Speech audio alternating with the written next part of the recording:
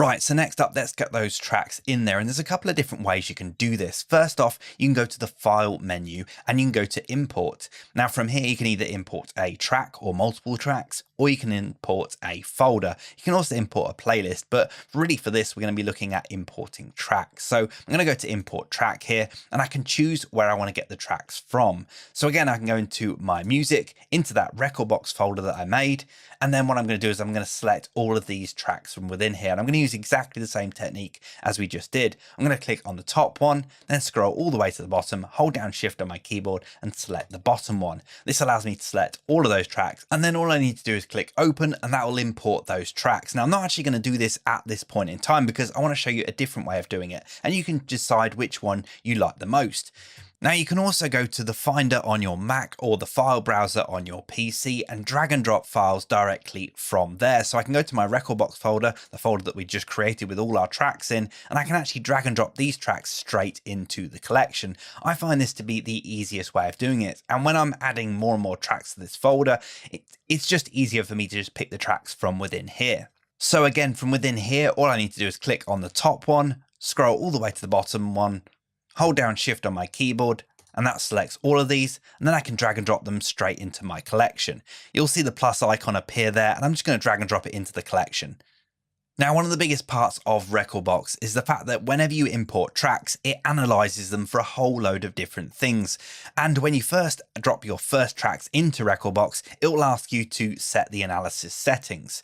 This will then help Rekordbox analyze your tracks more accurately. So the first thing it analyzes for is the BPM and the grid, and the first option it asks you for is the BPM range. Now, depending on the genre that you DJ, you might have a small BPM range in which you play. For example, I play house music, so my BPM range is generally between 122 BPM and maybe 130 BPM. So most likely, most of the tracks that I'm going to be importing are going to be within that range. But if you play multiple genres within your set, then you might want a larger range of BPM.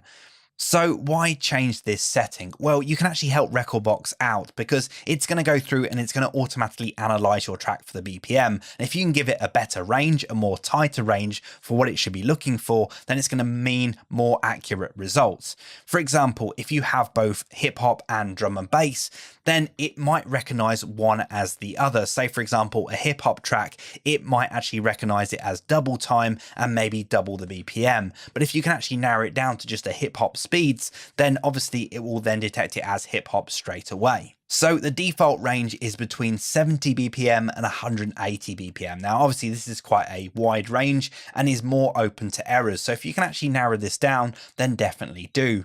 So take house music as an example. I'm going between about 122 BPM and 128 BPM. So I kind of want to pick one of these ranges where that kind of fits kind of squarely in the middle. So I might go for maybe the 88 to 175 because if I take 122 BPM and divide it by 2, we're going to get 61. So obviously it's not going to detect it as that. So I think we're going to be quite safe with 88 to 175. But you can experiment with different ones if you're getting varied results. If you get it detecting your BPMs as wrong ones, then you can kind of change this and see which works out best for you. Next up, we have the option for analyzing for key.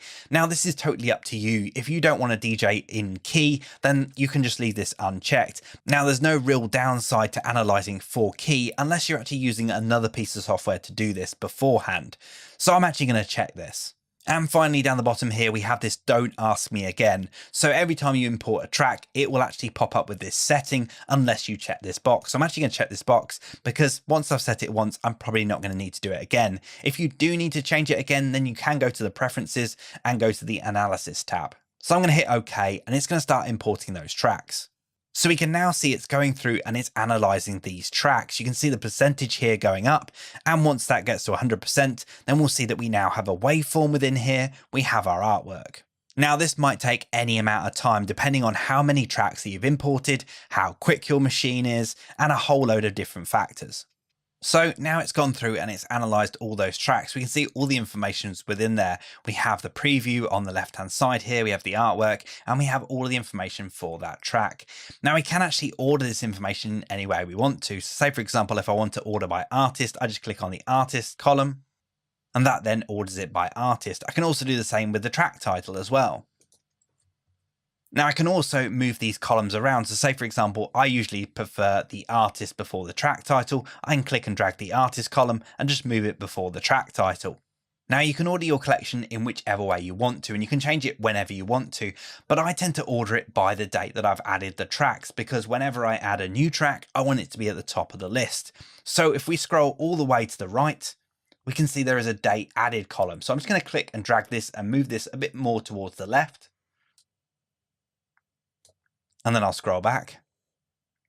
And then what I'm going to do is I'm actually going to order this by date added.